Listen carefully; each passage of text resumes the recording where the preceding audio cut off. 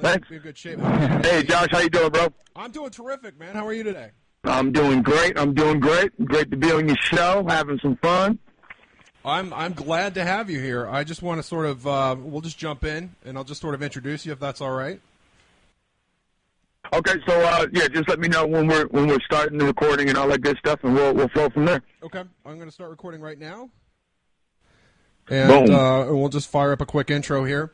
Our guest today spent 5 seasons in the NFL, mostly as a fullback for the Philadelphia Eagles.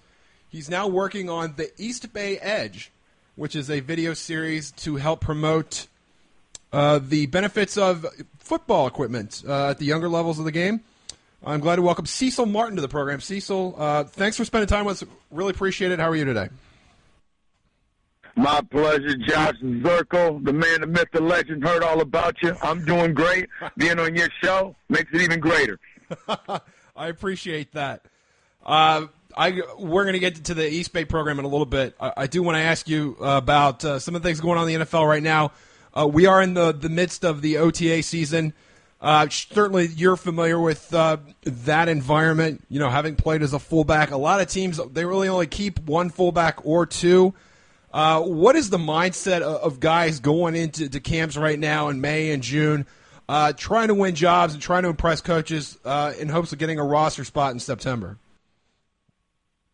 I think the mindset mainly, off the cup, I think, as I remember back, it's all about making sure that you're in the best shape possible and you're hitting the books as hard as possible. So for a lot of these kids that are just coming out, okay, it should be second nature, practicing and working on what you need to mentally in order to understand what is needed in order to pick up the offense or the defense or the different schemes. So that's the two form, right? It's physical and it's mental. And then there's this whole emotional side of it, right? Because now you're a young man, you got some money, or you have an opportunity to live out your dream. And so this is a whole nother animal than when you went from high school to college, because now you're fighting for a job. And you're not a student athlete anymore per se from the academic stance.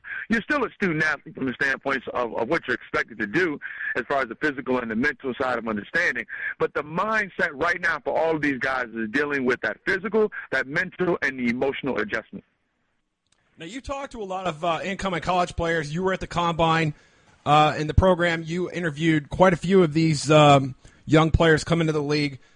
Like, how do you explain to a guy, and I don't know if you did this or not, I'm sure you talked about it to some extent off camera, but how do you explain to a guy going in, trying to get a job, as you said, that a lot of that is out of his control based on what the team needs, and your fate sort of, in a lot of ways, is out of your hands? Well, I'll tell you what, 2 years ago we did about, I think, over 75 interviews. This year we did about 90 interviews.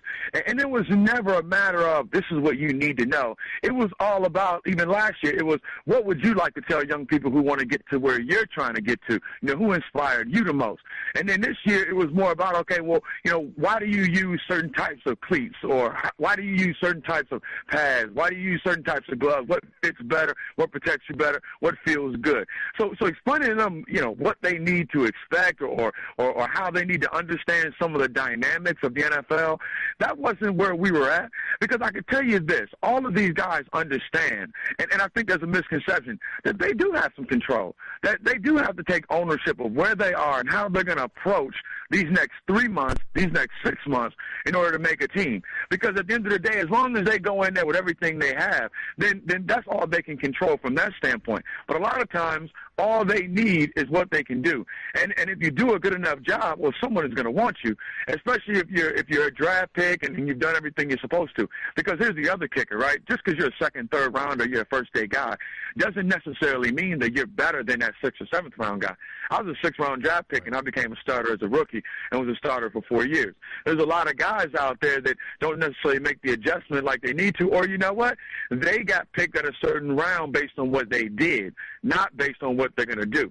Now, it's a potential of what they can do, but potential is unmeasuring, and best believe that person getting drafted in the later rounds, he has as much of a chance once he puts the pads on and goes out there and competes as the next guy. So it's not about explaining to them. It's really about them letting us know how they feel about where they are and how they got to where they are, and then what do they do as far as their past to help them maintain a level of excellence. And as long as they do that, that just almost, as a byproduct, helps remind them of what they need to be thinking about and what they need to be doing, because they don't need to do anything much different than what got them there. Yeah, let's talk about the pads for a minute. You're not much older than I am, and I know when you needed a pair of cleats as a kid, you went into a sporting goods store. There might have been a guy there that knew what he was talking about, but probably didn't. I know I had experiences, difficulty finding equipment that fit, when I was playing in junior high and high school. So now you have guys going into the NFL explaining what they like about their equipment, what they look for, and sort of passing down that information down to the younger set. How did this idea been conceived, and how long have you guys been doing this? I can tell you this, East Bay is committed to helping young athletes perform at their highest level. And the interesting thing is that even though you and I are about the same age, and yeah, we may have gotten our cleats and our gloves and our pads other places, East Bay has been doing this for over 30 years. They're just taking a whole new approach on how we're going to engage young people in what they need to know by using, future stars or existing college stars that these kids may be fans of, in order to give them another vantage point from someone who's actually out there using the equipment. And so, I think, when you think about where you and I were and how we went about getting pads, I think what East Bay is trying to do is take it to a whole nother level as far as giving the kids the information that they need to make the best choice for their performance being taken to the next level. And so I think that's what East Bay is trying to accomplish with it. And it's exciting because when we did interviews last year, we interviewed about 75 people, and we also did that this year when we interviewed the over 90. We asked them, tell us about your first East Bay experience. And there's more of those guys that have an East Bay experience, whether it be buying shoes for football or track and field or basketball or something. They have an experience and they have a story. And so that's the interesting thing about it, is that now East Bay is providing a whole nother vantage point for young people to really be able to choose what they like, what they need, and what's going to help them perform. You mentioned there are over 90 videos this year. Cecil, I'm curious if there was one that's video in particular that sticks out in your mind, whether it was something a player said or an experience with a certain player. Which one of those interviews, if we could only take a look at one of those, which one of those do you think stands out above all the others? You know what? Okay, so there's well over 45 videos in there, because these videos are by position, and they're each different product. So you got the pads, the gloves, and the shoes. So you got over 45 videos by position. And so it was so many videos. A couple that stands out for me. There was a running back. If you go to the running back video, there's a guy that has a Captain America hat on, and he talks about wearing that Captain America hat because when he was growing up, people said he was too small to play, or that he wasn't going to be good enough to play. And like Captain America he overcame, and that's why he was wearing the hat. So when you look at that one, that was an interesting one. Nick Toon is a receiver out of the University of Wisconsin, and he did a really great job and really articulate just in how he explained why he uses certain types of receiver gloves, why he uses certain types of shoes, and how he uses the pads that he has in order to have more mobility and be able to use his arms and be able to move a little bit better. So those two probably stick out the most for me. So when your listeners go to the video, you'll know what we're talking about. But there are some really great interviews and a lot of personality, a lot of fun, but the information is undeniably second to none. Let's go over some of the data that you guys have collected. 75% of the players that you polled said that style matters based on how they perform on the field. It mattered especially to linebackers, DBs, and wide receivers. Performance was more of an issue with quarterbacks, tight ends, and offensive linemen. Cecil, you were a fullback. Where do you draw the line between performance and style? How did you strike that balance when you played, and how does that compare with what the fullbacks coming into the league now are trying to do? You know what's interesting? I will tell you this. If you look at the different positions, there's a personality trait, that kind of generally goes with position. But then within those different positions, you always got those guys that aren't bound by what the general norm of personality for that position is. So, like I'm saying, like an old lineman isn't worried about style necessarily. But we did have some offensive linemen that have personality enough that when they explain what they like, it was really cool. And so as a fullback, and I think I think linebackers and maybe defensive ends, you got a wide range of guys that really put a lot of weight into the style and how they look. But I will tell you this, though. Most of them on some level did talk about, if you look good, you feel good, you play good. That's great. But you know why that is? Is because all of those guys have reached a certain level because they worked their butt off, because they grinded, they sacrificed in the right way, and they really did what they needed to do in the right way in order to get to where they were. So, of course, you're going to feel good, and of course, whatever you put on is you put it on for a reason. So, whatever that is within your style, well, whether you put looking good first or feeling good first, at the end of the day, all of these guys want to perform best first. And so I think it's an interesting look at how kids and how different positions feel about style and looking good, feeling good, and playing good, and what the true reality is about what the different personalities are in the different positions that are played, and then where the true importance is, and that's in their performance.